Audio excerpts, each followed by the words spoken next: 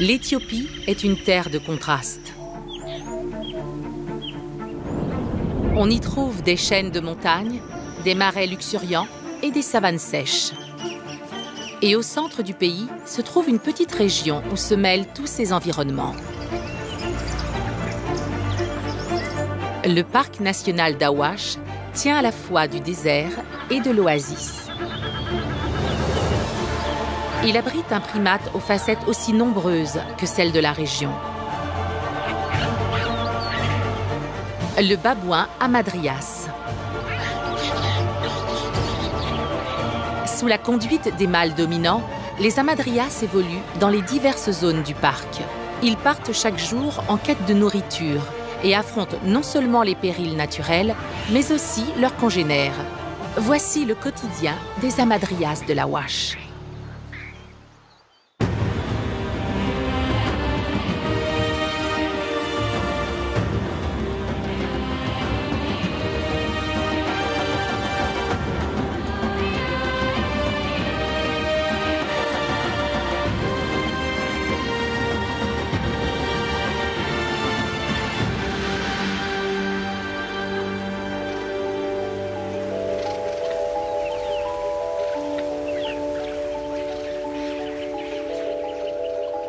Il y a 11 millions d'années, la plaine de l'Est de l'Afrique a subi un énorme bouleversement géologique qui a fait apparaître une fissure courant sur des milliers de kilomètres du nord au sud de la corne de l'Afrique. Son nom, la vallée du Grand Rift. Générée par de violents mouvements tectoniques et par des éruptions volcaniques, elle a donné naissance à des environnements aussi somptueux qu'hostiles.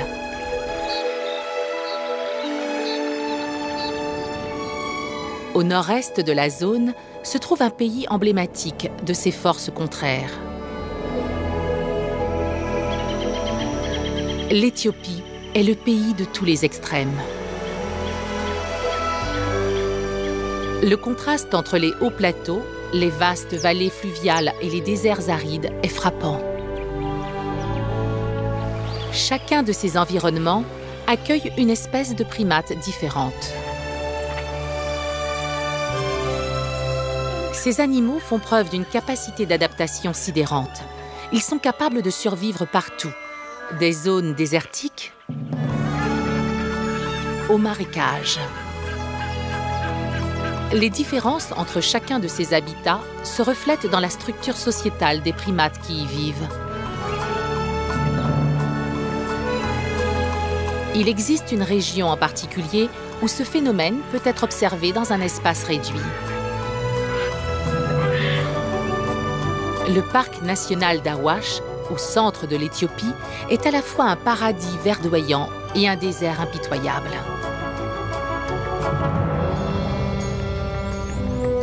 Pendant la saison sèche, les précipitations ne dépassent pas les 3 mm par mois. Le paysage poussiéreux et stérile n'a que peu à offrir à ses habitants.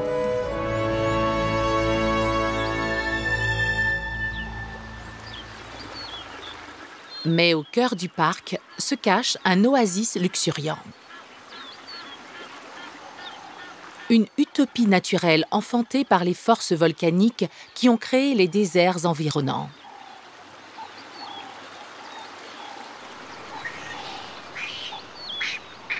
Ce havre de verdure abrite l'un des primates les plus emblématiques de l'Éthiopie. Le babouin hamadryas. Son habitat est à la fois généreux et rigoureux. En parallèle, sa vie est un mélange de tendresse et d'agressivité. Les hamadryas vivent dans un monde où la coopération la plus douce côtoie la compétition la plus brutale.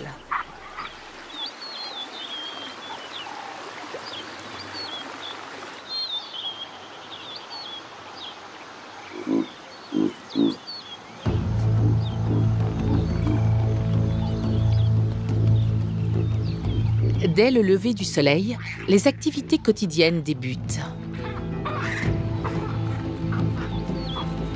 Les mâles dominants rassemblent et organisent leur harem.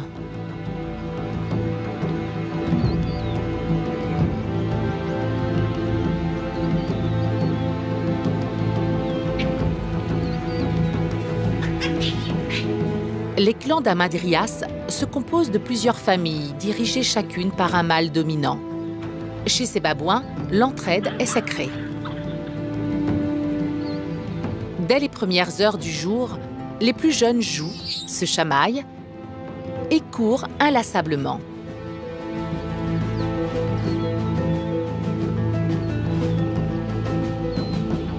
Mais les adultes adoptent un rythme beaucoup plus paisible.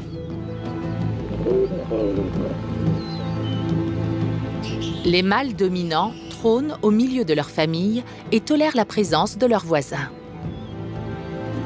Les mâles se partagent le territoire, mais pas les femelles. Envers ces dernières, leur comportement est possessif et agressif.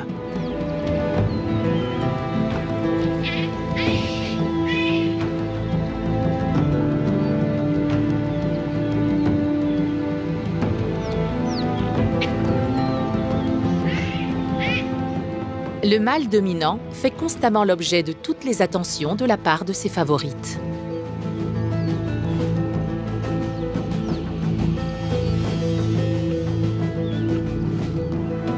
Les mâles les plus puissants peuvent garder leur harem pendant 10 ans. La longévité de son règne ne dépend que de sa force physique.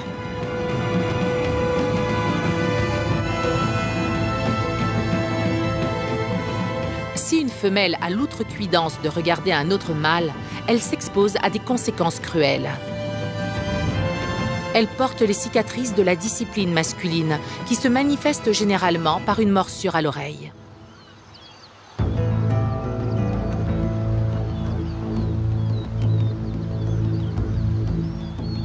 Chez les Hamadryas, le mâle règne en maître.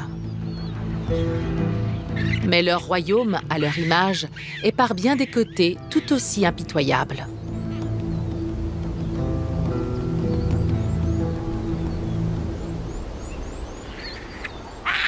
Chez la plupart des babouins, les femelles restent au sein de leur famille, tandis que les mâles se dispersent dans d'autres groupes à l'adolescence. Mais l'Hamadryas est un cas à part.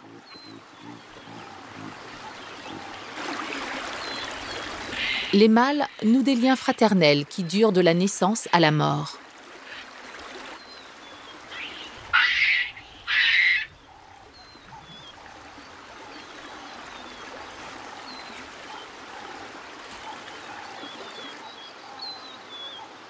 La structure de la société se fonde sur des groupes de mâles dominants. La cohésion du clan est fondée sur leur agressivité.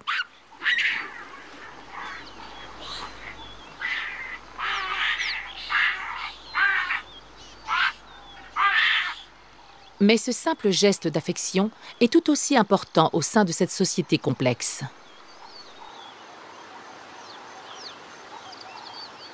L'épouillage est un grand indicateur de domination.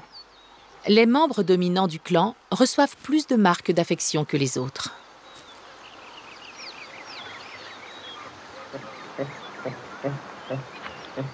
Les femelles dépensent donc une grande partie de leur énergie à essayer de satisfaire leur mâle. En retour, elles reçoivent sa protection. En cas de bagarre, le mâle dominant ne défend que ses favorites. L'épouillage est un acte éminemment politique qui influe sur l'équilibre des pouvoirs de tout le clan.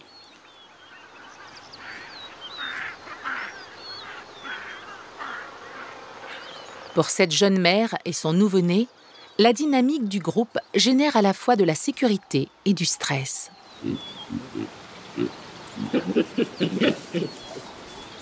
L'éducation est très peu coopérative chez l'Hamadryas.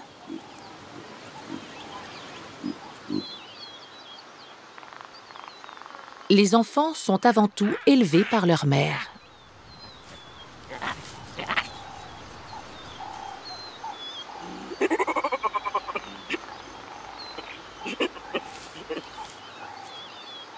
Mais cette dernière ne doit jamais trahir sa loyauté envers le père.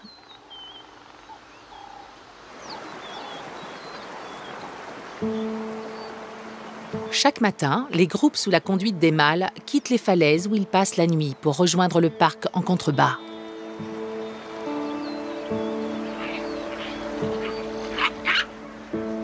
C'est un trajet périlleux que tout le clan doit effectuer ensemble.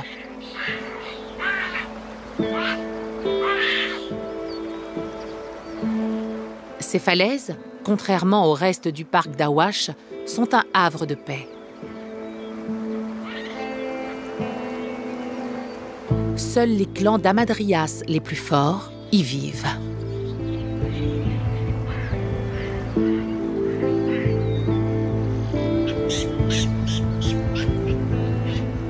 Les animaux de la bordure extérieure du parc mènent une existence très différente.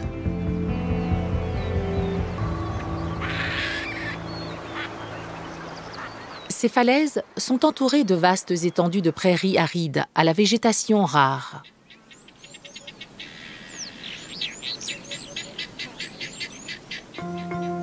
C'est le domaine de prédateurs tels que le lion ou le chacal. Mais les carnivores ne représentent pas le seul danger. La saison sèche, très longue et très aride, met également la survie des babouins en péril.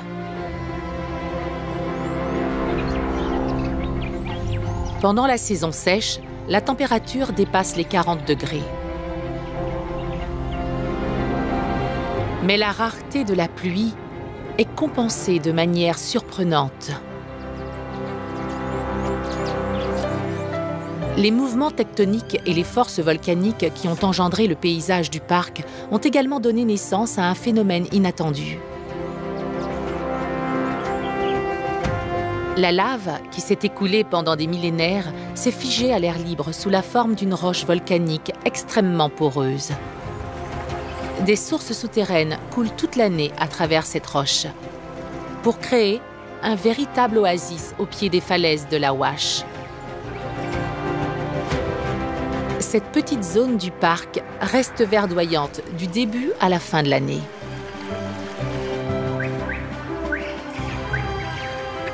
Ce paradis offre protection, eau et nourriture à la faune locale.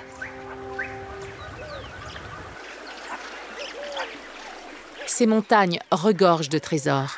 Pour les babouins qui descendent des falaises, le premier repas du jour est une friandise appréciée de tous.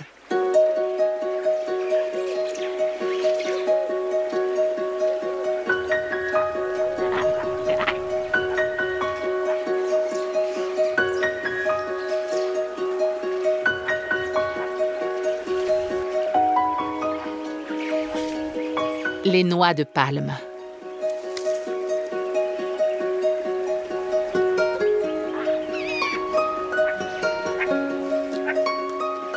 Le babouin Amadrias a une alimentation très variée. Tous les membres du groupe se régalent de ces fruits succulents.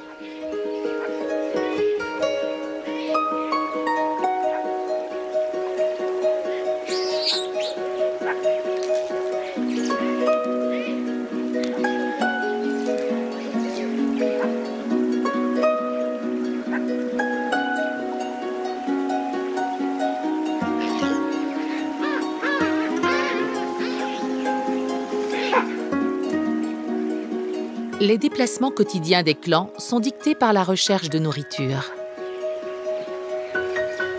Dès les premières lueurs du jour, ils descendent dans la plaine de l'Awash pour y trouver de quoi manger.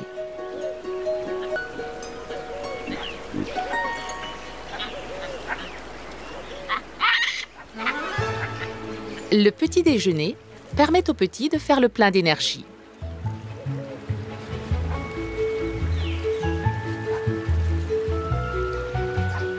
Ils explorent le monde en multipliant les cabrioles.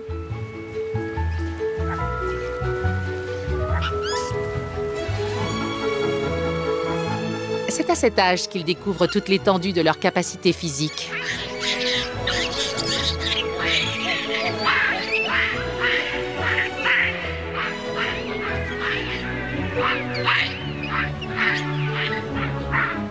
Le clan se compose de plusieurs harems, chacun avec ses propres petits. Tous les enfants du clan jouent ensemble et s'amusent comme des petits fous.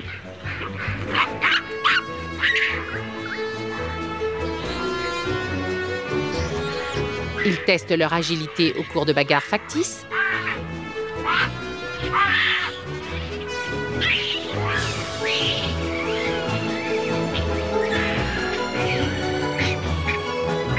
De la même manière, ils apprennent à grimper.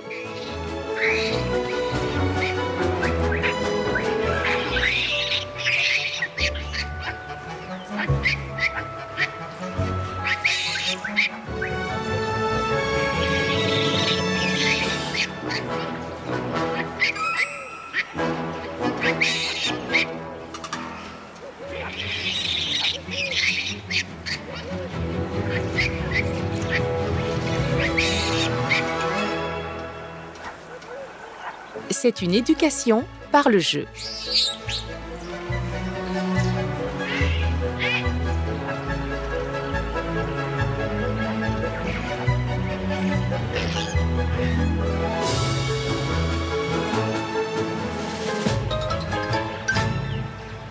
Mais les adultes sonnent la fin de la récréation. Le clan doit repartir à la recherche d'autres sources de nourriture.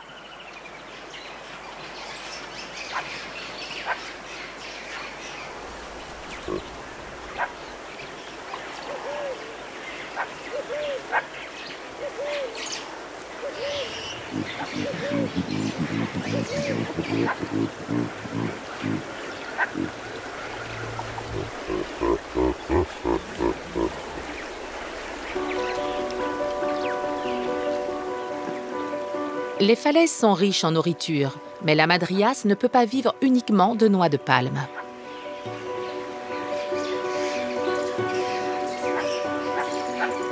Pour trouver les racines dont ils ont besoin pour compléter leur régime, ils doivent se rendre au centre aride du parc.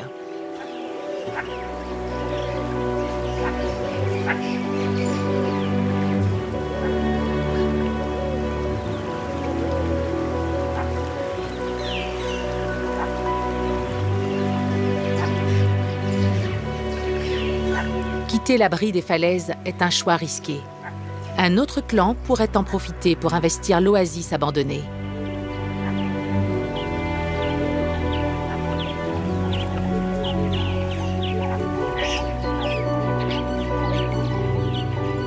Mais ils n'ont pas le choix. Chaque matin, ils partent ainsi en quête d'aliments avant de revenir le plus vite possible à leur oasis.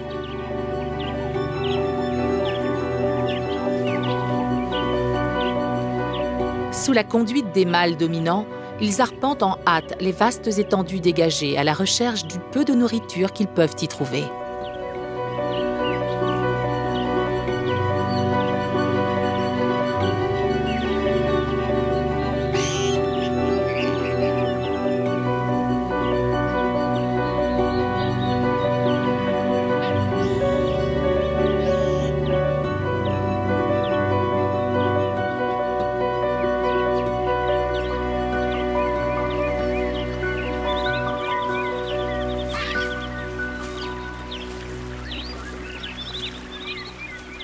Mais les babouins ont de la concurrence. Le phacochère est un omnivore qui creuse le sol à la recherche de racines enterrées. Il est parfaitement adapté à ce genre de terrain aride.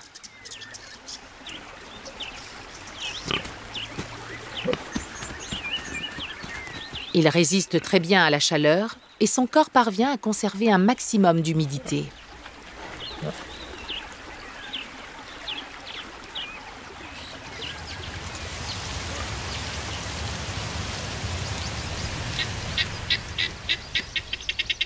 C'est une caractéristique qu'il partage avec un autre habitant du parc d'Awash.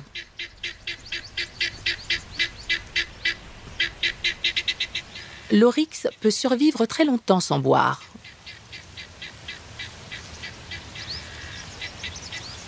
Mais il a besoin d'une végétation qui retient suffisamment l'humidité. Même s'il évolue parfaitement à son aise dans le cœur aride du parc, ce troupeau doit régulièrement changer d'emplacement. Les oryx traversent la plaine à la recherche de plantes riches en eau.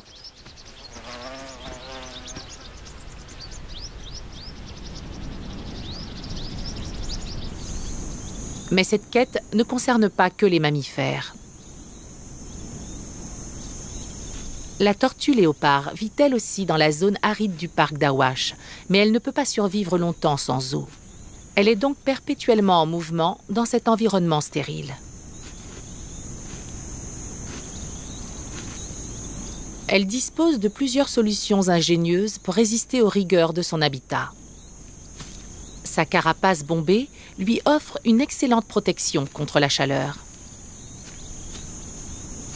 Cela lui permet de passer plus de temps au soleil à la recherche d'eau ou de nourriture.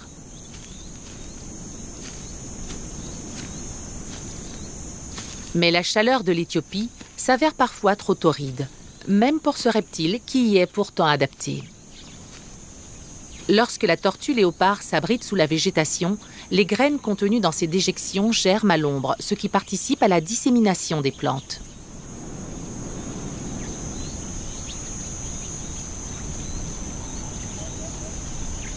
Cette régénération de la végétation est très utile à toutes les créatures vivant dans cet environnement cruel.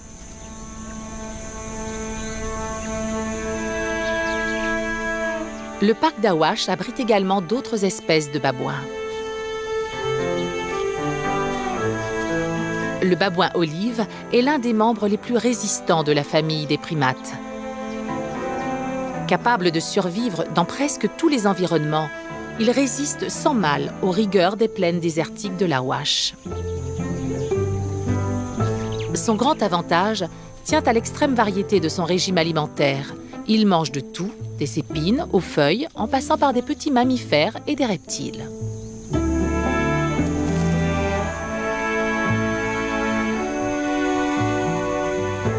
Même lorsque la nature n'a presque rien à lui offrir, il parvient toujours à s'en sortir. Le babouin olive est prêt à avaler tout ce qui lui tombe sous la main, ou presque. Chaque jour, à l'instar des autres habitants du parc d'Awash, les babouins olives errent dans la plaine aride à la recherche du moindre aliment. Un peu plus au nord, le scénario est différent. Si le parc d'Awash est en grande partie aride et inhospitalier, les monts Simiens, par contre, sont luxuriants.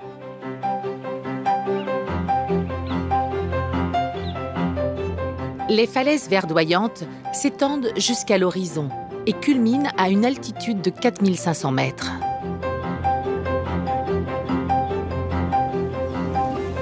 Sur ces hauts plateaux éthiopiens, l'humidité est omniprésente. La végétation reste verte et généreuse toute l'année.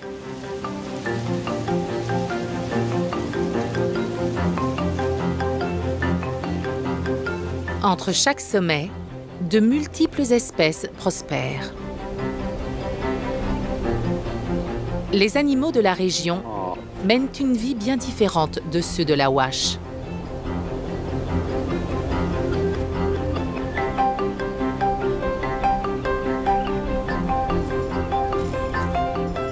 Ici, on ne trouve ni désert, ni plaine aride.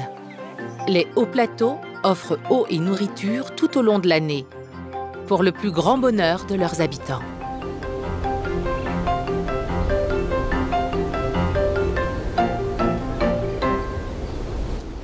Le bouquetin d'Abyssinie vit à une altitude comprise entre 2500 et 4500 mètres.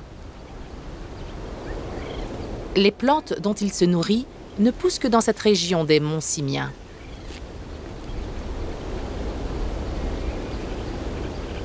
Cet animal a besoin d'un apport régulier en eau. Il la trouve principalement dans les hauteurs de cette cathédrale naturelle.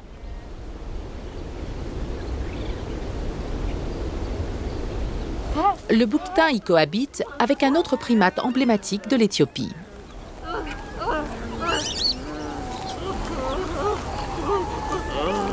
Le babouin Gelada vit dans les monts Simiens au-dessus de 1500 mètres.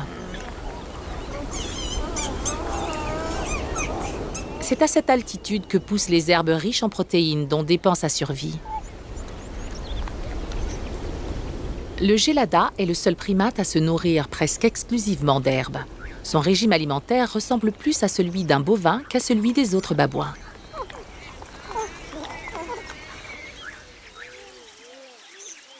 Paisiblement assis dans la verdure, il attrape les herbes avec ses mains aux pousses très opposables. Le gélada passe ses journées à évoluer dans les prairies des hauts plateaux éthiopiens.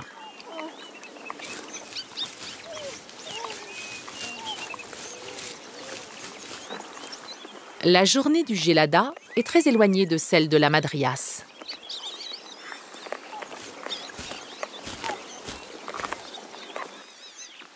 Les premiers vivent en sécurité dans un habitat montagneux généreux,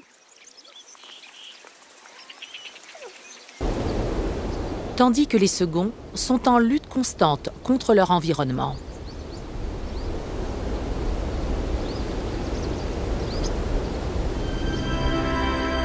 Mais l'Awash a deux facettes. C'est à la fois un désert et une oasis.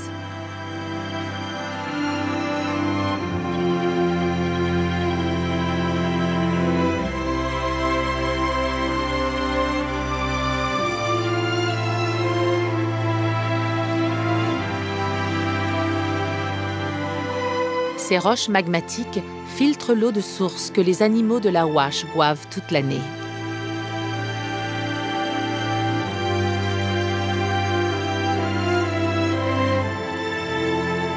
Les marécages donnent naissance à des cours d'eau qui alimentent les régions arides du parc.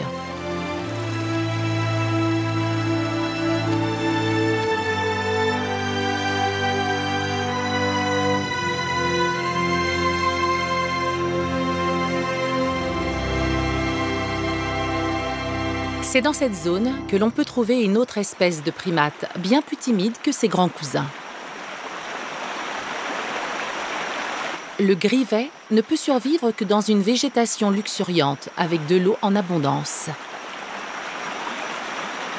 Les grivets sont donc confinés aux marécages du parc, dont le centre, trop aride, leur est interdit.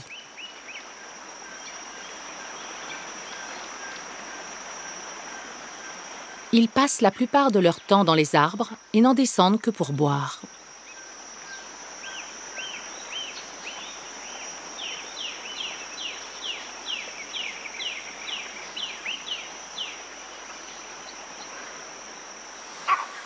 Mais la rivière n'est pas sans danger.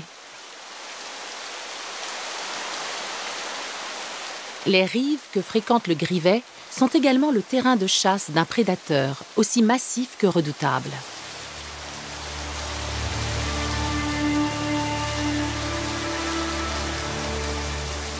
Le crocodile du Nil.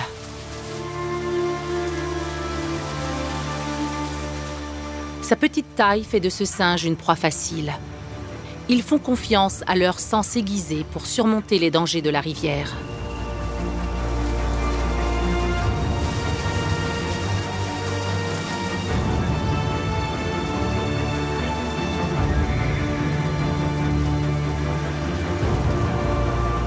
Constamment sur leur garde, ils repèrent le prédateur alors que ce dernier est encore très loin.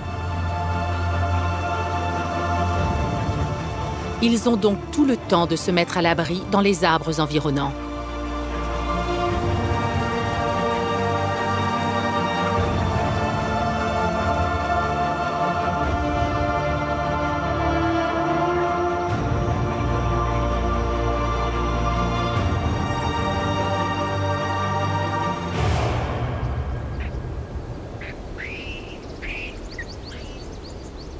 La matinée touche à sa fin. Les hamadryas, le ventre plein, reviennent en hâte aux falaises.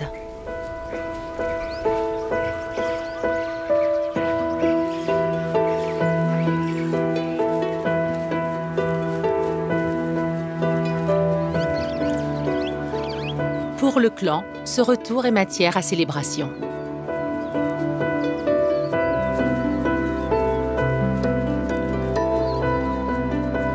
Aucune bande rivale n'a profité de leur absence pour s'installer.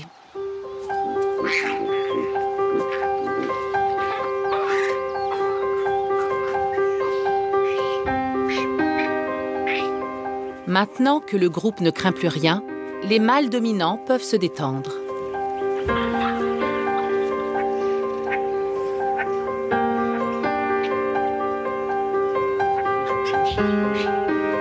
Les mères s'installent pour s'occuper de leurs petits.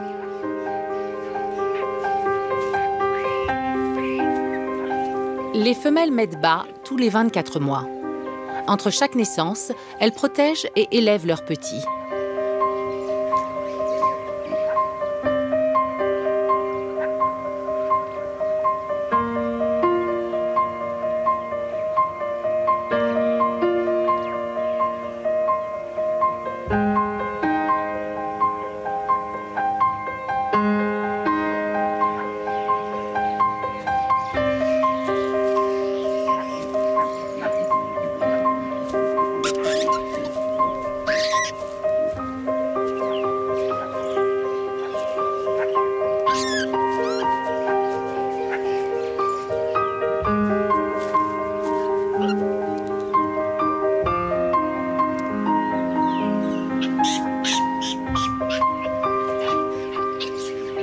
À l'âge de 2 ans, les jeunes babouins commencent à prendre leur indépendance.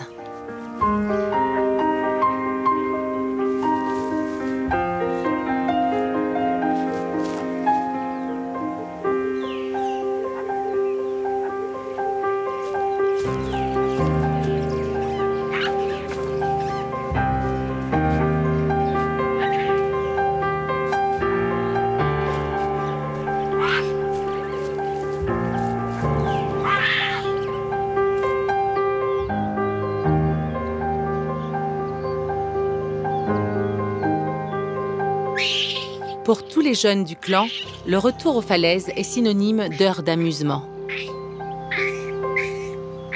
Se sachant en sécurité chez eux, ils font preuve d'un entrain plus infatigable que jamais.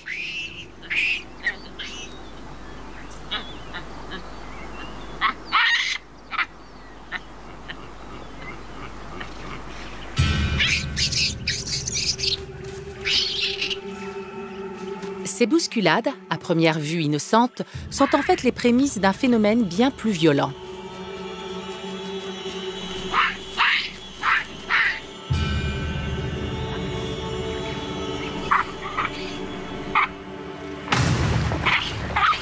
L'agressivité et les talents de bagarreurs sont des facteurs capitaux pour le statut social des mâles.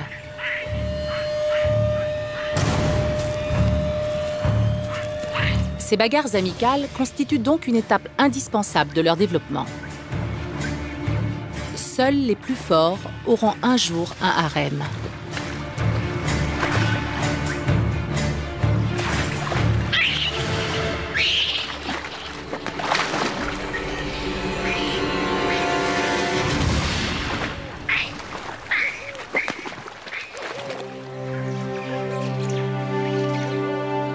Les mâles secondaires, les plus faibles, ont beaucoup de mal à trouver une compagne.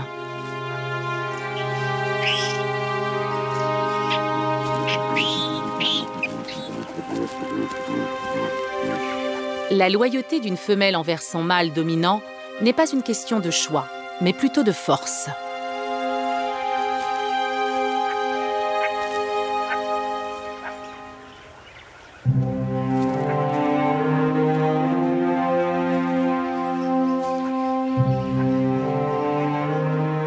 Les autres mâles doivent respecter leurs congénères dominants et leur harem. Toute tentative de rébellion peut entraîner un combat sanglant. Ces autres mâles ne peuvent se reproduire qu'en cachette, ou bien en prenant le dessus sur un mâle dominant lors d'un combat. Dans un habitat aussi hostile, les situations de conflit sont très fréquentes pour les hamadryas. Si l'un d'entre eux prend le risque d'ébranler la structure du groupe, c'est généralement par nécessité.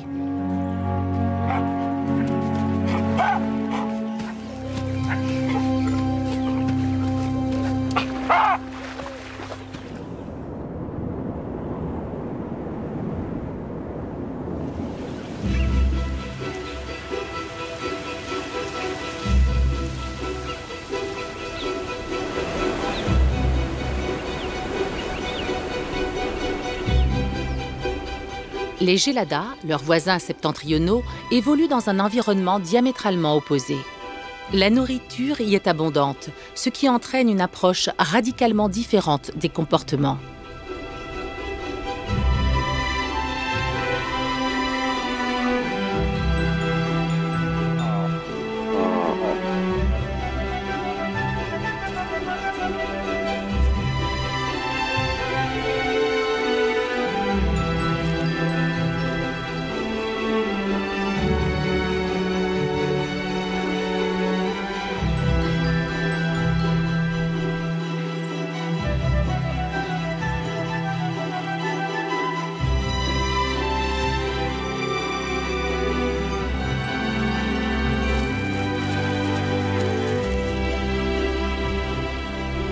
Alors que chez les Hamadryas, tout se règle par le conflit, les Geladas ont choisi une autre voie pour assurer la cohésion du groupe. Chez eux, c'est l'affection et non la violence qui règne le plus souvent en maître.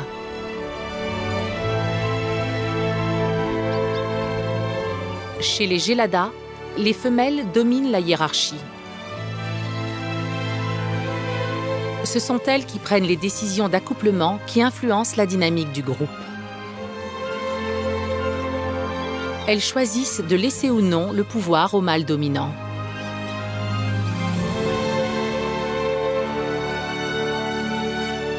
Par conséquent, c'est au mâle d'impressionner ses dulcinés.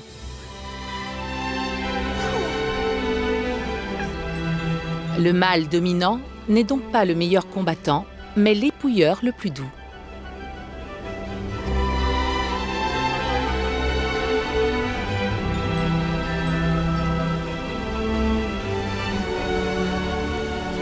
Il y a 2 millions d'années, le babouin le plus répandu était l'ancêtre du Gelada, qui vivait dans les prairies verdoyantes de l'Afrique subsaharienne.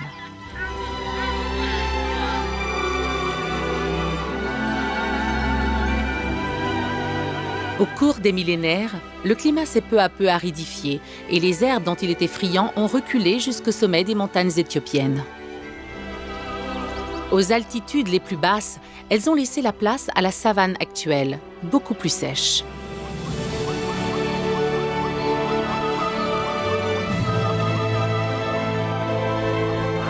La progression de la savane a entraîné l'apparition des babouins hamadryas.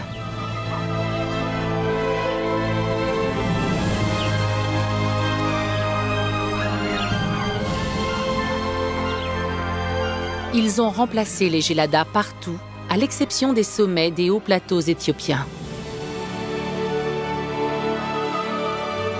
Aujourd'hui, les deux groupes sont diamétralement opposés. Le premier protégé par un habitat de montagne généreux, le second confiné à l'environnement impitoyable de la savane. Le premier sous l'égide des femelles, le second dominé par les mâles. L'un centré sur la paix sociale et l'autre fondé sur la violence.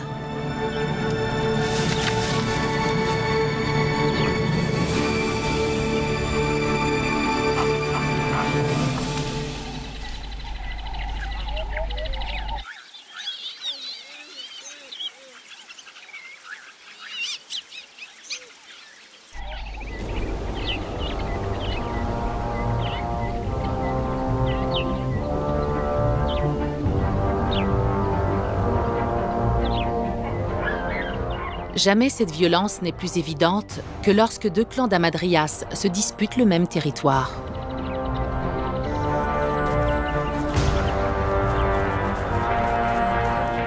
Un groupe rival approche des falaises de l'Awash.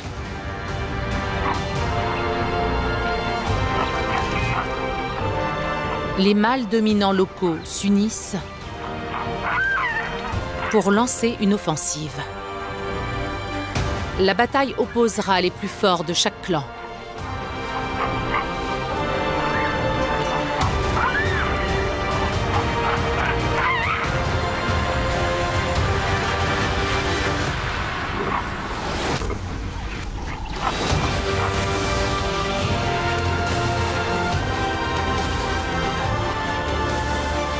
La tension ne cesse de monter. La bataille éclate.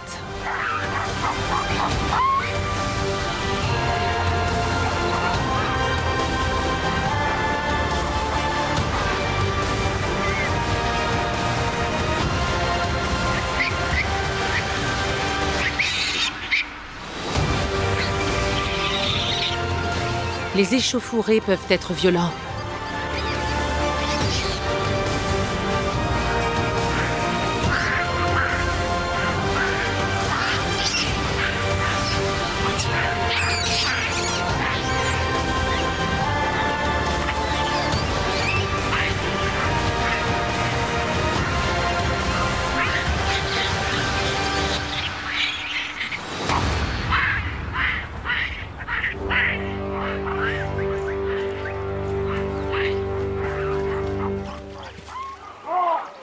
Mais la bataille ne dure pas.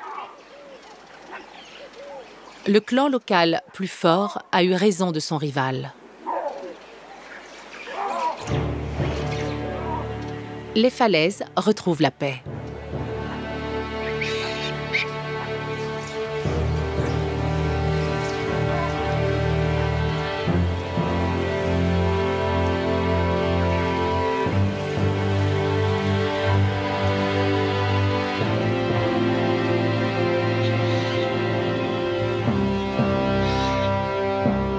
Après avoir remporté la bataille et protégé leur oasis, les familles d'Amadrias commencent l'ascension qui les ramène à leur site de repos nocturne.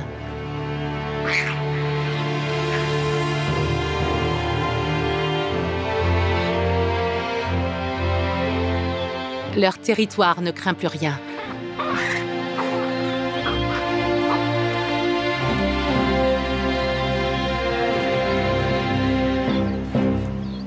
En luttant côte à côte pour protéger leur petit coin de paradis, les mâles dominants ont renforcé leurs liens.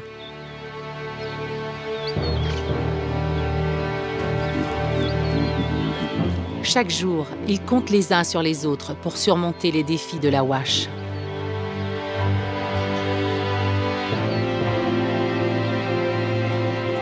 Mais l'enjeu en vaut toujours la peine.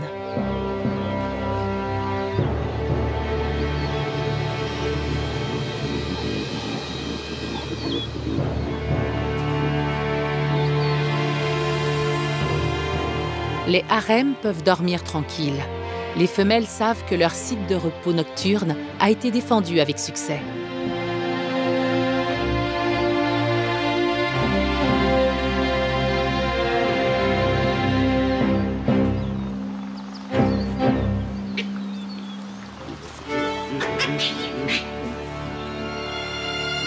Le groupe s'installe pour la soirée dans la sécurité de leur forteresse montagneuse.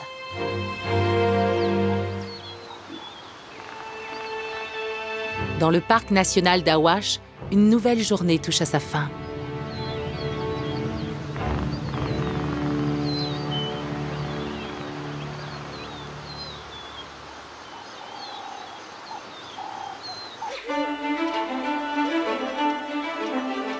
L'Éthiopie comporte de nombreuses régions sauvages. Elles abritent quelques-unes des espèces les plus fascinantes du règne animal.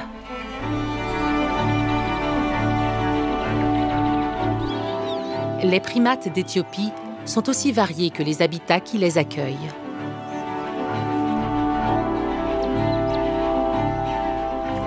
Dans le parc national d'Awash, cette diversité est confinée à une petite zone où se côtoient tous les environnements. Les oasis des falaises sont l'objet de toutes les convoitises. Seuls les clans d'Amadrias les plus dominateurs peuvent se les approprier. Les mâles dominants doivent subvenir aux besoins de leur famille. C'est dans ce but qu'ils arpentent toute l'étendue du parc à la recherche de nourriture dans chacun de ces environnements.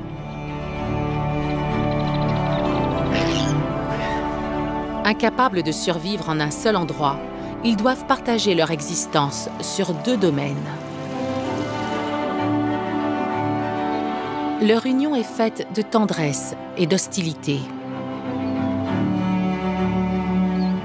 À l'image du monde à la fois généreux et cruel dans lequel ils évoluent.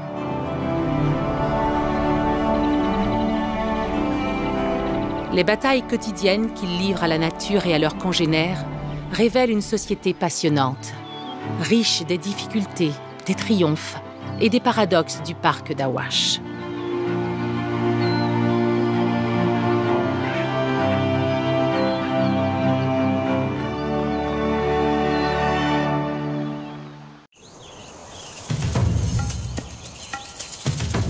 Deux des plus puissants carnivores d'Afrique règnent sur la savane. Les lions comptent sur leur force et sur leur travail d'équipe pour s'attaquer à des proies qu'aucun autre prédateur ne peut attraper. Bien que les hyènes soient également de redoutables chasseurs, elles ne ratent aucune occasion de saisir d'autres opportunités. Leurs puissantes mâchoires découpent les peaux et broient les os avec une étonnante facilité.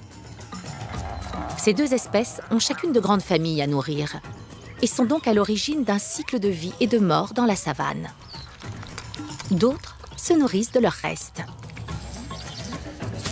Cette catégorie très spécialisée et parfois surprenante de charognards compte sur les lions et sur les hyènes pour assurer leur survie.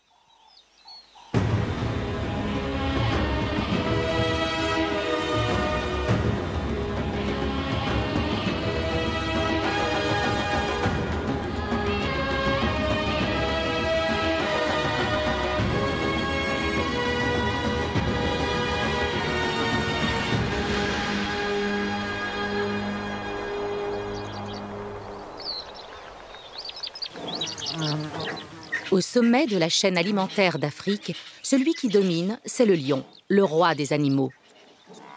Ces prédateurs par excellence sont dotés de puissance et d'assurance. Parmi leurs proies figurent les plus gros et les plus dangereux des animaux d'Afrique, et ils dominent d'autres carnivores dans la course à la nourriture qui leur est nécessaire pour survivre.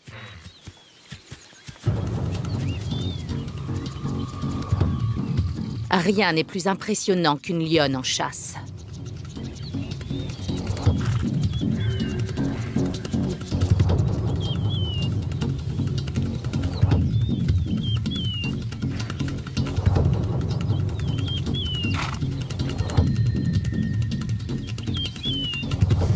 Elle traque sa cible sans se faire repérer.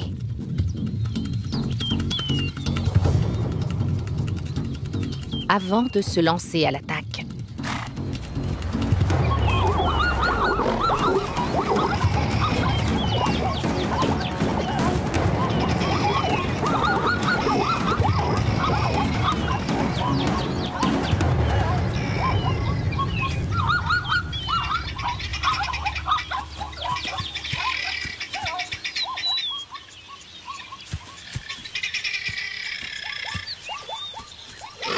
L'arrivée d'un autre membre de la troupe annonce la fin imminente du zèbre.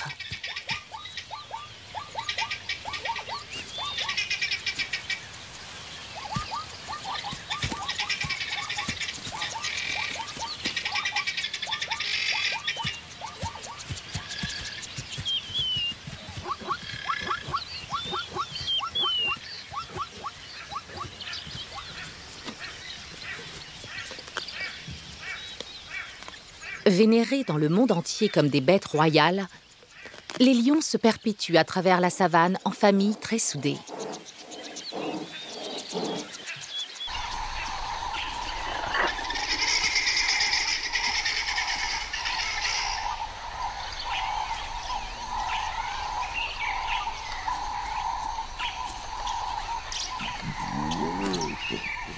Si les lions sont vénérés, les hyènes sont la cible de moqueries. Ces virtuoses de l'opportunisme sont vues comme les clowns de la brousse africaine.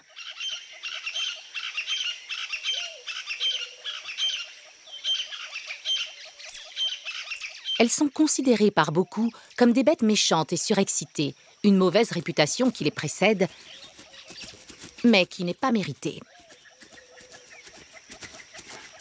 Malgré cette image de charognard, les hyènes sont en fait des chasseurs accomplis, certaines tuant jusqu'à 95% de leur nourriture.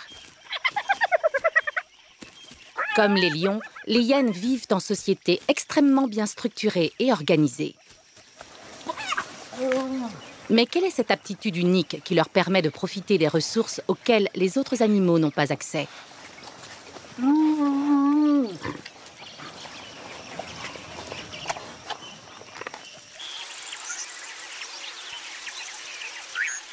Les hyènes et les lions mènent des vies composées d'un subtil mélange de compétition et de coopération.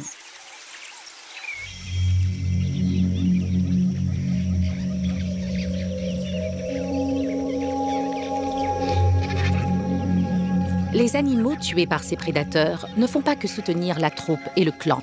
Ils sont aussi une source de nourriture pour beaucoup d'autres créatures, grosses et petites. Ces charognards comptent énormément sur ces deux grands prédateurs pour assurer leur survie. Et construisent leur vie à partir des restes de ces derniers.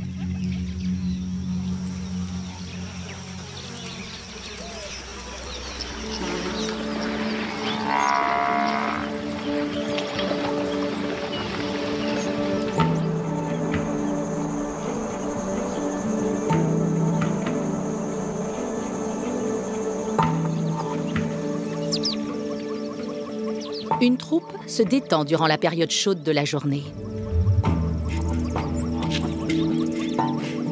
Cette période de repos est propice aux jeux et aux témoignages d'affection.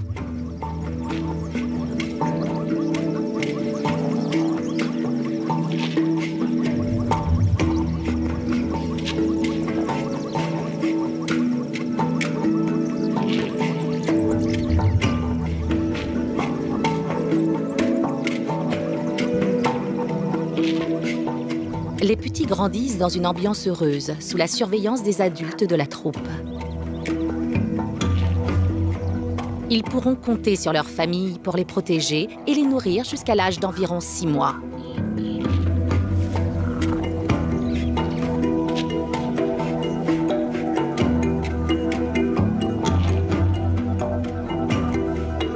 Leur mère a partagé toute sa vie avec les autres femelles de sa troupe, qui sont sa famille. Et elle pourra compter sur ses sœurs, les tantes des petits, pour l'aider à les élever.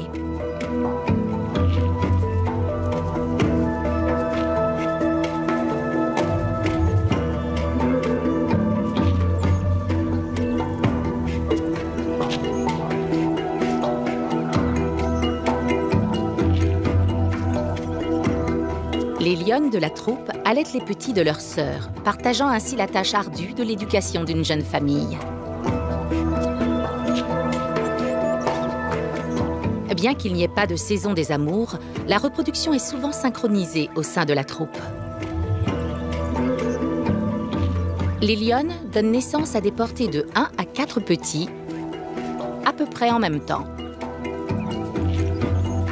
Ce qui veut dire que tous les petits sont de taille similaire, ce qui évite la compétition au moment de la tétée et donne à chacun une chance égale de survie. Même si les petits commencent à manger de la viande quand ils atteignent 2 mois, ils continueront à téter jusqu'à l'âge du sevrage, c'est-à-dire 6 mois.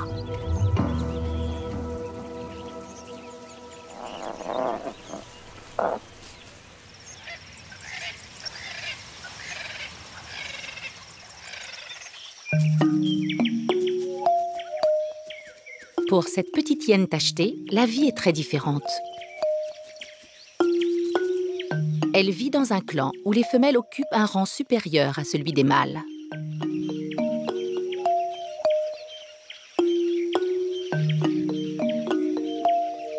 La mère des petits pèse environ 70 kg, soit 10 kg de plus que les mâles.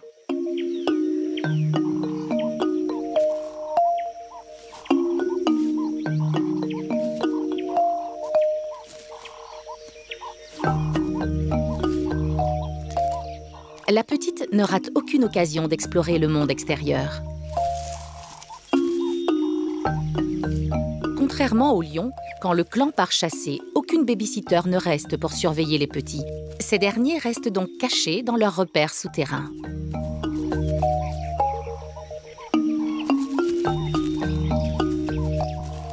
La jeune hyène naît avec une mâchoire très développée.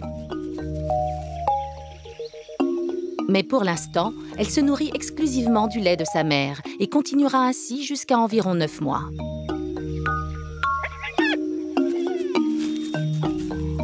C'est une nourriture de grande qualité. Le lait de la hyène est plus riche en protéines comparé à celui des autres carnivores terrestres.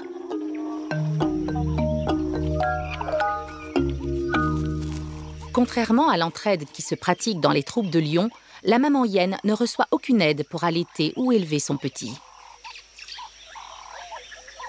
Et sans synchronisation des naissances, les meutes de hyènes regroupent souvent des petits d'âge différents. En conséquence, le petit a de nombreux cousins plus âgés.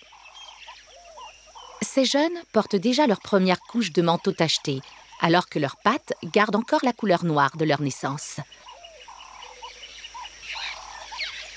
Et ils sont assez âgés pour se joindre au clan dans les expéditions de recherche de nourriture.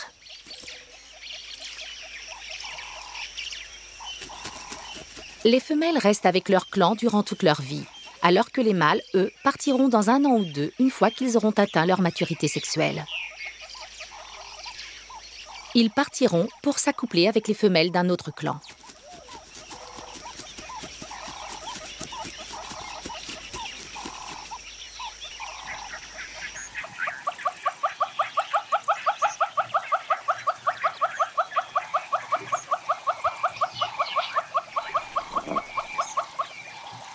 Les petites femelles lions passeront toute leur vie dans la même troupe.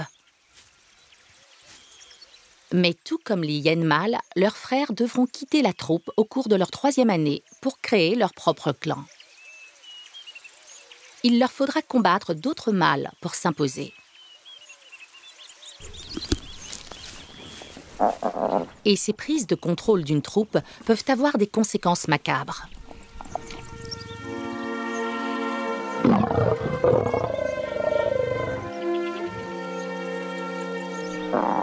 Les nouveaux venus mâles tueront les petits afin de provoquer de nouvelles chaleurs chez les femelles. Les petits ne survivront que si les femelles de la troupe s'allient avec leurs propres mâles pour les aider à vaincre le nouveau prétendant et l'empêcher de s'imposer.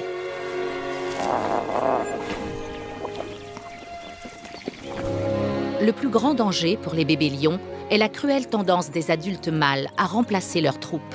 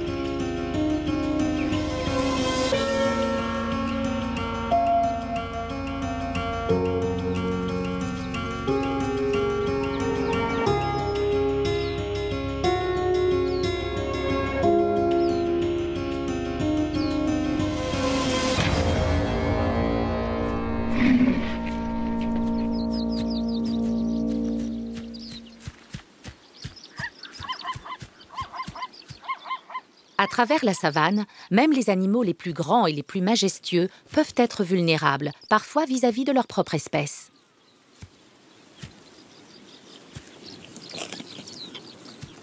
Les rhinos mâles utilisent leurs énormes cornes pour conquérir de nouveaux territoires, et elles peuvent être mortelles.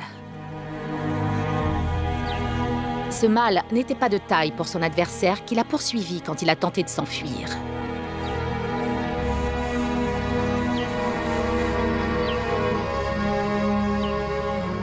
Les écorchures sur sa peau montrent l'endroit où il a reçu des coups de corne, jusqu'à ce qu'il reçoive le coup de grâce qui a percé la peau de sa patte avant.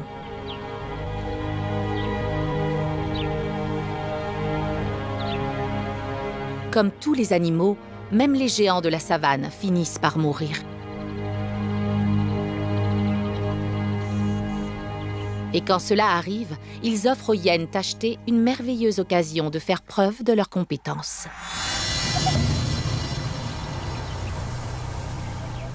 Dotées d'un odorat et d'une ouïe très développée, elles sont souvent les premières à repérer une dépouille.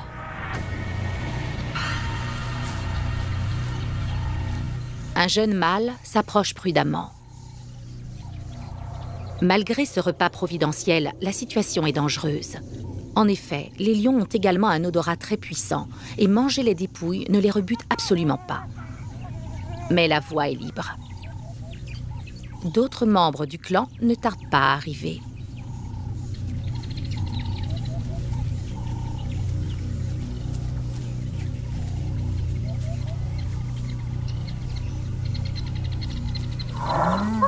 Les queues dressées de 2 femelles montrent leur confiance et leur excitation.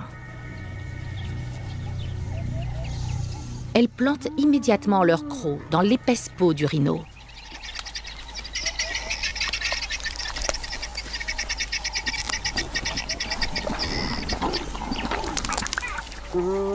Du fait de leur supériorité hiérarchique, elles sont prioritaires et choisissent les meilleurs morceaux.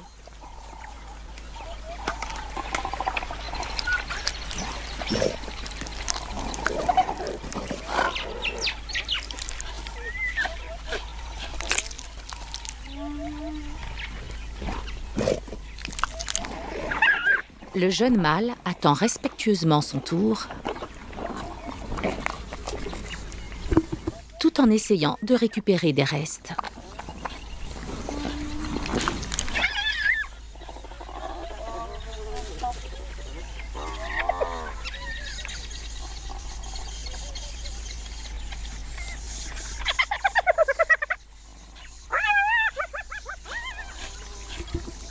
Leurs formidables prémolaires leur permettent de découper les peaux les plus résistantes.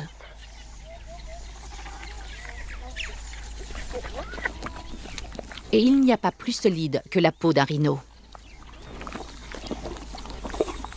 Finalement, elles accèdent à la chair grasse qui se trouve en dessous.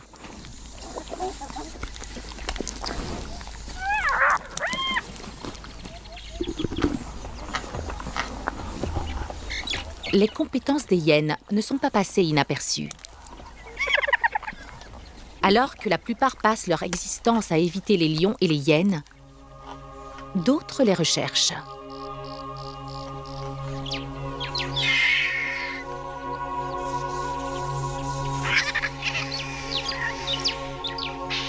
Les vautours ont suivi la hyène dans l'espoir qu'elle les mènerait à une dépouille. Mais ils doivent attendre leur tour. De même que la hyène mâle qui a découvert la carcasse. C'est un paria, né dans un autre clan, qu'il a quitté à l'âge de 3 ans. Après un long processus d'assimilation, le groupe a fini par l'accepter. Mais en tant que mâle, il est de rang inférieur aux femelles adultes. Et comme il n'est pas né dans ce clan, il est aussi inférieur à tous les autres mâles qui y sont nés. Les seules créatures qu'il domine d'un point de vue hiérarchique sont ces vautours qui observent le festin. Même si c'est lui qui a trouvé le repas, quand les femelles sont dans le coin, il ne s'aventure pas à réclamer la priorité sur la proie.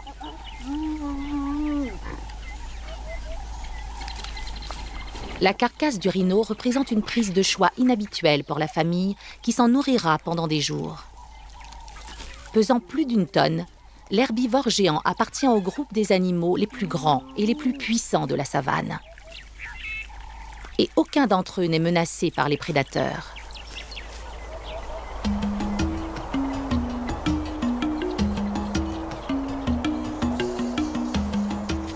Ce groupe de poids lourds inclut les rhinocéros, les hippopotames,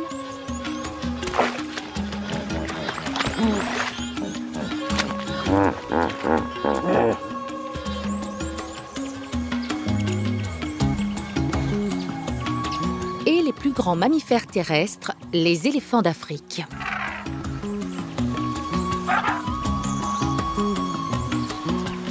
Avec ses 5 tonnes, cet éléphant était bien au-dessus du seuil de sécurité d'1 tonne et ne risquait pas la prédation. Mais même sa taille imposante ne peut le protéger de la vieillesse. La troupe de lions se sert en premier, puis les hyènes ont pris ce qu'elles voulaient et les restes sont maintenant disponibles. Un chacal à chabrac ou à dos noir compte sur les lions et les hyènes pour ouvrir une carcasse de cette taille. Bien qu'ils préfèrent chasser pour eux-mêmes, les chacals saisiront toutes les opportunités de récupération. Et la carcasse est une occasion rêvée pour un repas gratuit. Les chacals vivent en couple monogame et n'ont pas de structure sociale plus large. Cependant, ils se rassembleront en nombre autour d'une source de nourriture. Malgré l'apparence desséchée de la dépouille de l'éléphant, les restes représentent des nutriments de valeur. Bien que la masse imposante de cet éléphant le protège de la prédation, pour tout animal pesant moins d'une tonne, la menace des chasseurs de la savane est toujours présente. Et aucun n'est plus menaçant que le lion.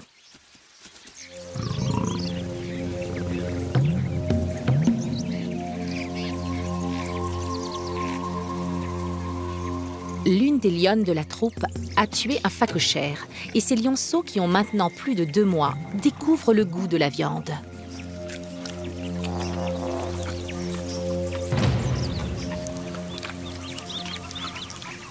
Les restes que laissent les lions sont de 2 sortes, les proies qu'ils ont chassées intentionnellement, comme le phacochère, et les carcasses sur lesquelles ils tombent, comme l'éléphant.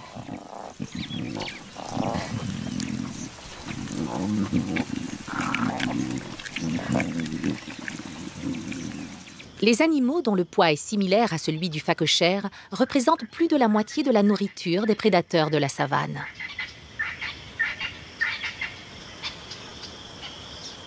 Les lions peuvent choisir ces petits animaux comme en cas, mais comme ils sont dotés d'une force incroyable et sont très habiles à lancer des attaques coordonnées, ils peuvent aussi jeter leur dévolu sur de plus gros animaux, comme ce buffle.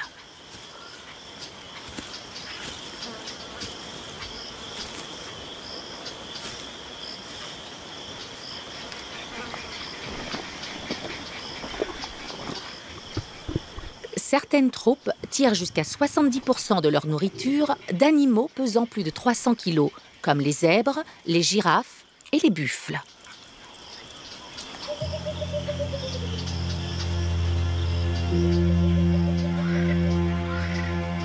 Les mâles imposants sont plus lents que les femelles et très souvent, ils ne participent pas aux chasses de proies plus agiles, ce qui leur vaut cette image stéréotypée et non méritée de profiteurs paresseux.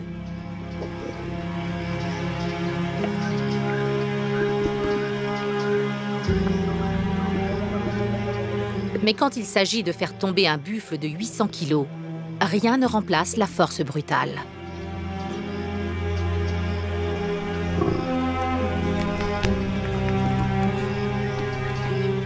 Et les mâles solitaires sont à l'origine de nombreuses morts de buffles dans la savane.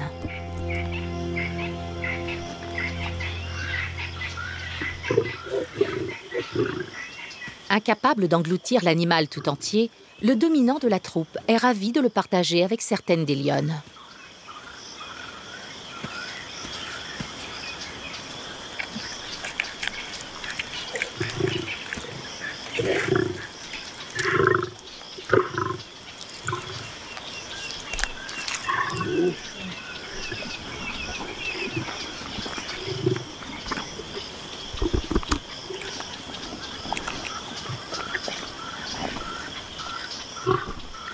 Si la famille peut dévorer un impala en une seule fois, venir à bout d'un buffle adulte prend davantage de temps.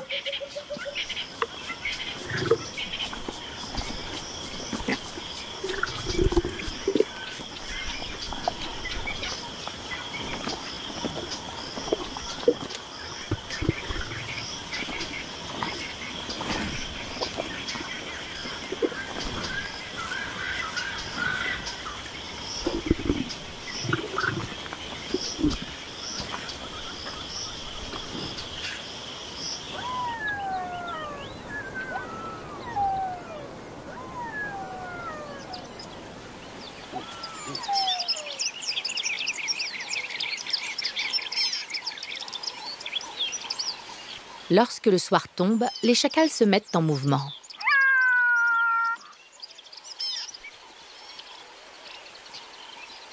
Le mâle et la femelle du couple monogame se séparent pour chercher de la nourriture.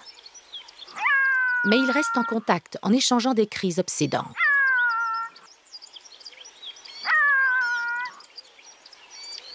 Ils savent que les lions chassent de façon plus efficace la nuit et l'obscurité qui s'annonce augmente leurs chances de récupérer un repas.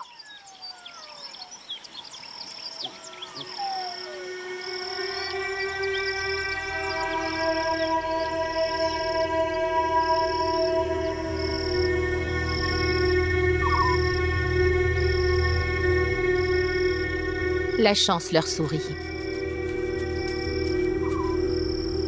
Après s'être rempli la panse, la troupe a laissé la carcasse du buffle sans surveillance. Le chacal mâle peut donc se régaler.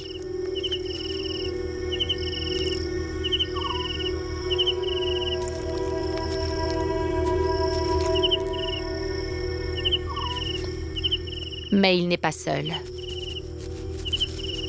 Le retardataire n'est pas sa compagne, mais un autre mâle venu d'un territoire voisin. Grâce au vent, il a pu sentir la carcasse à au moins 1 kilomètre de là et a suivi l'odeur de cette opportunité jusqu'à sa source. Mais malgré la taille énorme de la carcasse, le premier mâle n'est pas disposé à partager. Il y a beaucoup plus de viande que le chacal pourrait avaler. Mais la vie dans la savane africaine est imprévisible et chacun doit profiter au maximum de chaque opportunité.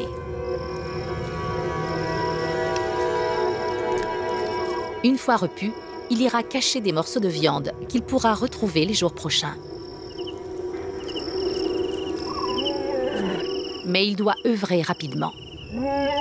Le propriétaire légitime de la carcasse convoque le reste de la troupe. Ce n'est pas le moment de jouer les courageux.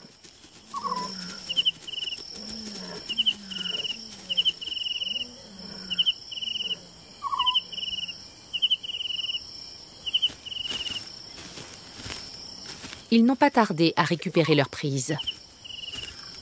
Contrairement aux hyènes, ce sont les lions adultes qui sont prioritaires sur la nourriture. Mais le dominant est toujours repu. Et il y a suffisamment pour partager en paix avec les femelles et les adolescents.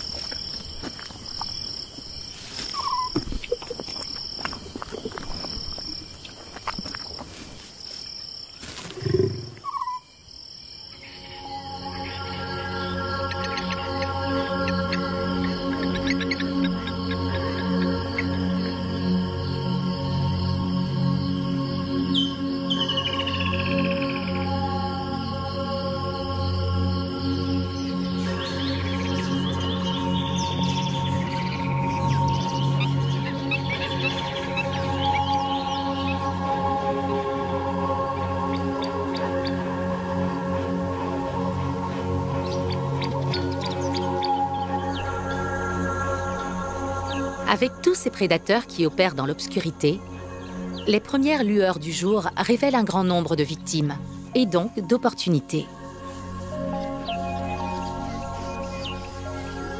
Un jeune blesbok a été dévoré durant la nuit.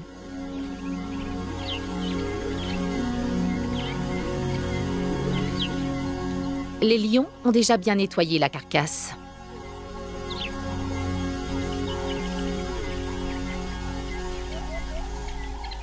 Mais il y a encore quelques lambeaux à grappiller. Et c'est un groupe de visiteurs très improbables qui débarque pour examiner la chose. Une famille de phacochères. Les phacochères sont les seuls porcs à s'être adaptés au pâturage ou aux prairies dans la savane, se nourrissant presque entièrement d'herbes et de racines. Mais à l'occasion, ils compléteront ce régime avec des lambeaux de charogne. Les porcelets semblent plus curieux qu'affamés.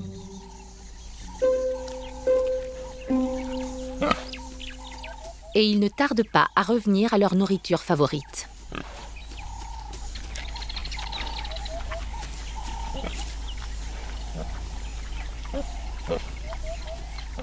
Un autre jour, ces phacochères auraient pu devenir la proie des lions. Mais aujourd'hui, l'occasion leur est donnée de voir la vie du point de vue des charognards.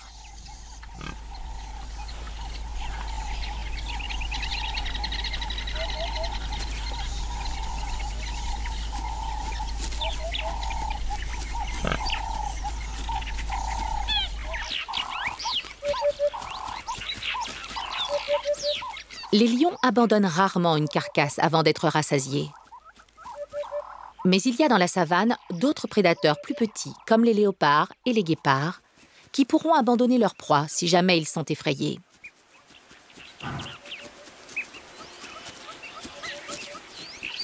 Ce qui pour d'autres est une occasion rêvée, s'ils arrivent à doubler les hyènes pour s'accaparer la dépouille. Ces vautours charognards profitent pleinement de la carcasse d'un impala tué, puis abandonné par un léopard. Plus petits que la plupart des autres vautours, ils quittent leur perchoir 1 heure avant les autres espèces.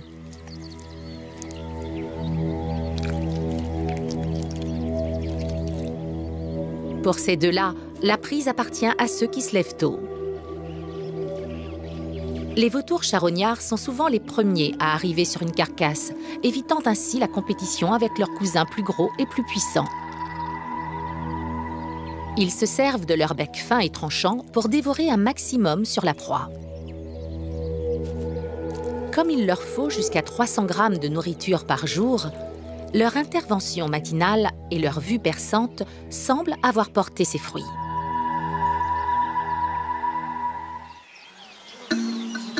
Mais les vautours ne sont pas les seuls opportunistes cherchant à prendre de l'avance sur les hyènes et les chacals en ce qui concerne les carcasses abandonnées.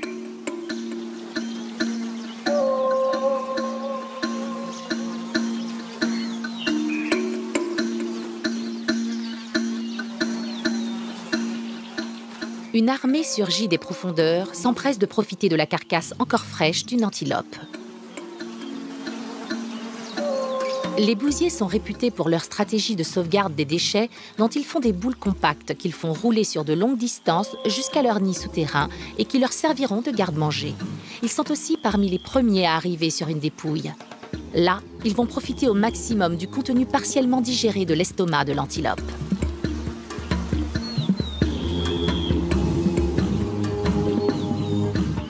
De nombreuses espèces de tailles différentes déferlent pour exploiter la ressource. Mais ils ne viennent pas seulement pour les excréments. De nombreux bousiers mangeront aussi la graisse et la viande de la carcasse. Et comme les chacals, certains iront enterrer une partie de leur butin dans le sol.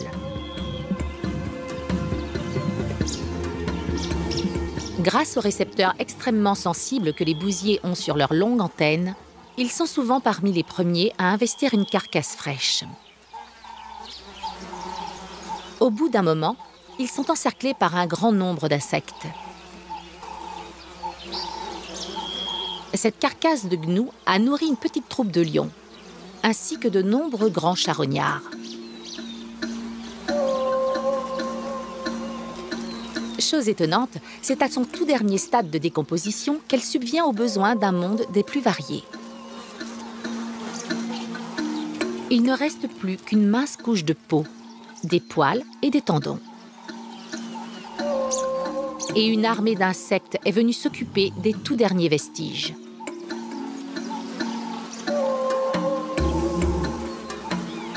C'est une crèche idéale pour les asticots et les mouches qui pondront des tonnes d'œufs tout en se nourrissant.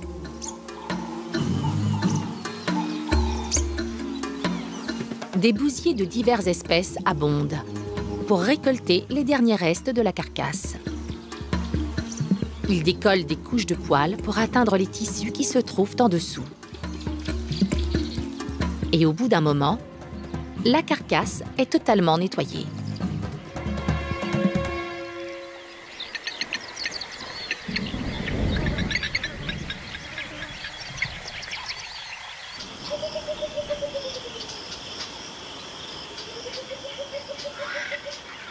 Le travail des lions a permis de nourrir de nombreux animaux.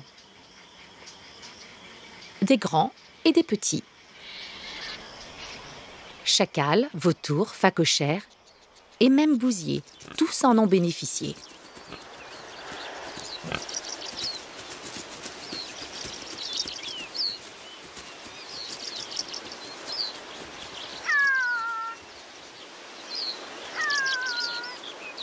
Alors que beaucoup doivent se précipiter pour profiter de l'opportunité offerte par les lions et les hyènes, le monde tristement célèbre des charognards doit faire preuve de patience pour bénéficier d'un repas. Voilà maintenant plus d'une journée que les gypses africanus ou vautours africains, bien qu'affamés, attendent de pouvoir profiter de la carcasse du rhino.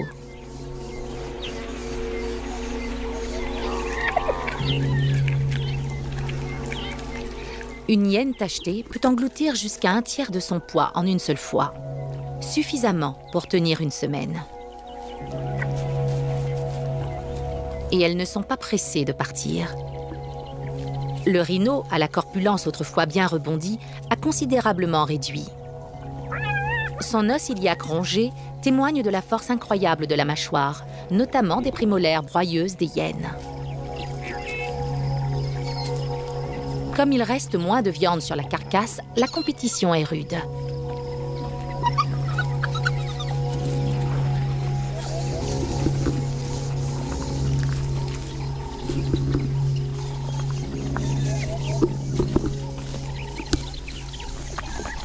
L'arrivée de la femelle dominante fait fuir les autres.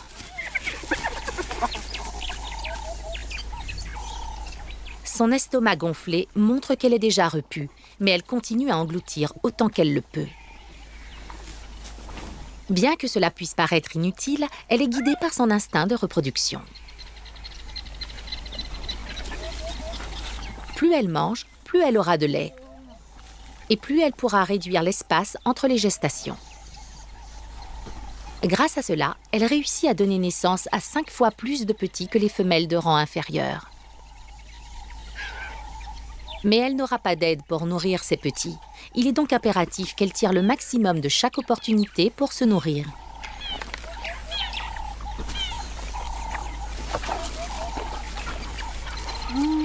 Finalement satisfaite, la femelle dominante et les membres supérieurs du clan laissent la carcasse.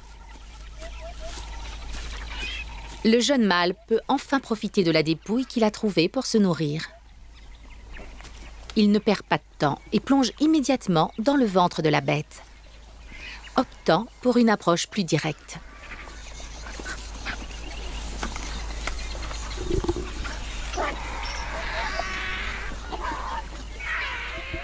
Mais face à une seule hyène, les vautours sentent qu'ils peuvent profiter de l'occasion.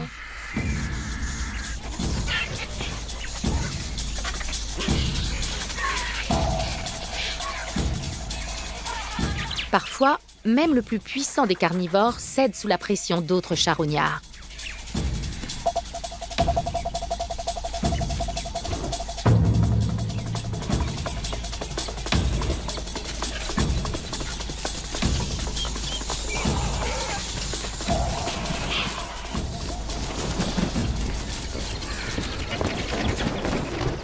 Mais son estomac vide lui commande de faire demi-tour.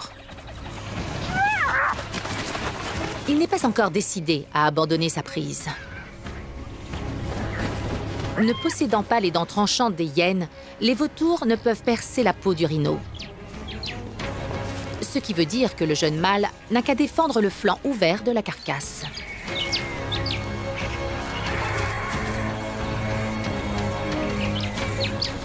Mais trop, c'est trop. Et finalement excédé, il abandonne et les vautours se déchaînent.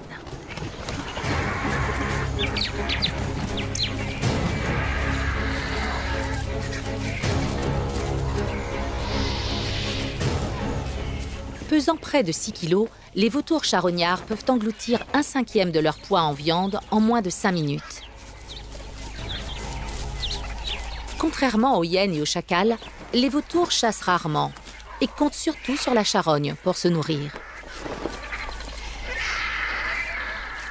Et ces jeunes spectateurs devront apprendre rapidement comment récupérer leur part dans ce maelstrom. Mais ils devraient se méfier. Car dans leur précipitation, les vautours charognards peuvent se retrouver piégés au fond de la carcasse et subir une horrible faim en se faisant dévorer vivants par leur père.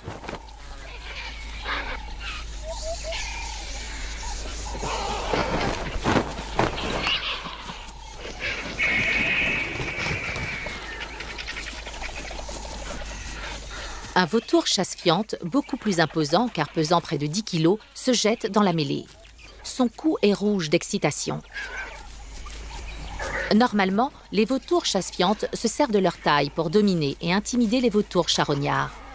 Mais cet océan de plumes est impénétrable, même pour les plus gros oiseaux.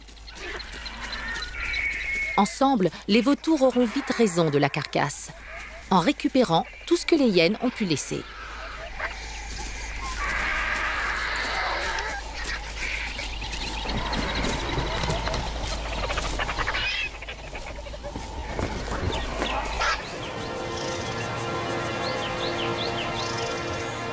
Une fois la carcasse du rhino dépouillée, la plupart des vautours reprendront leur stratégie habituelle et déjà éprouvée pour se procurer de la nourriture. C'est-à-dire suivre les deux grands carnivores de la savane.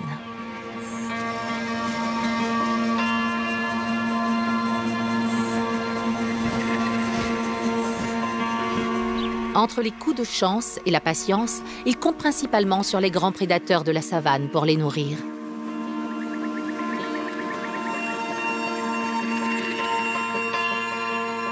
La troupe de lions et le clan des hyènes occupent les places de choix dans la chaîne alimentaire d'Afrique.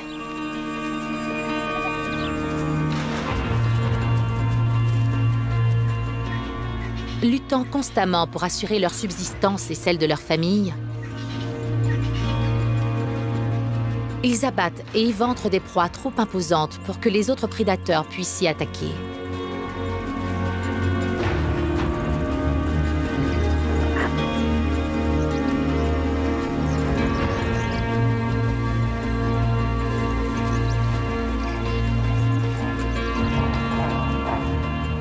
Et ce faisant, ils fournissent des opportunités à une pléiade d'animaux occupant des positions moins prestigieuses dans le cycle de la vie.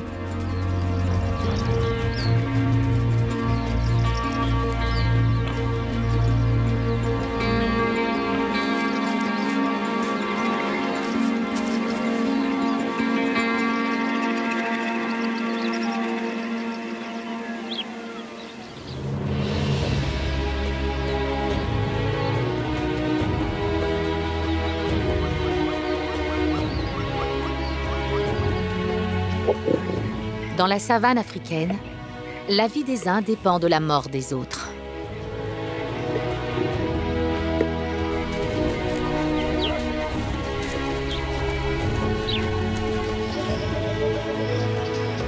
Dans un cycle mené par les prédateurs et dépendant des proies,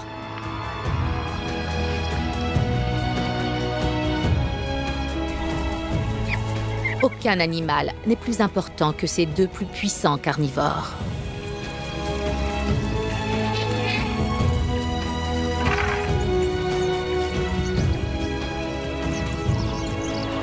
Ils imposent un grand jeu qu'aucun autre ne peut changer.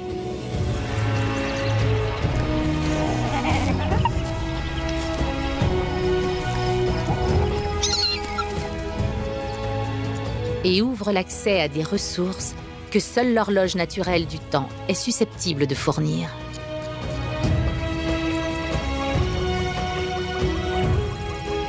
Ces créatures sociales font tout ce qu'elles peuvent pour assurer le bon développement de leur famille.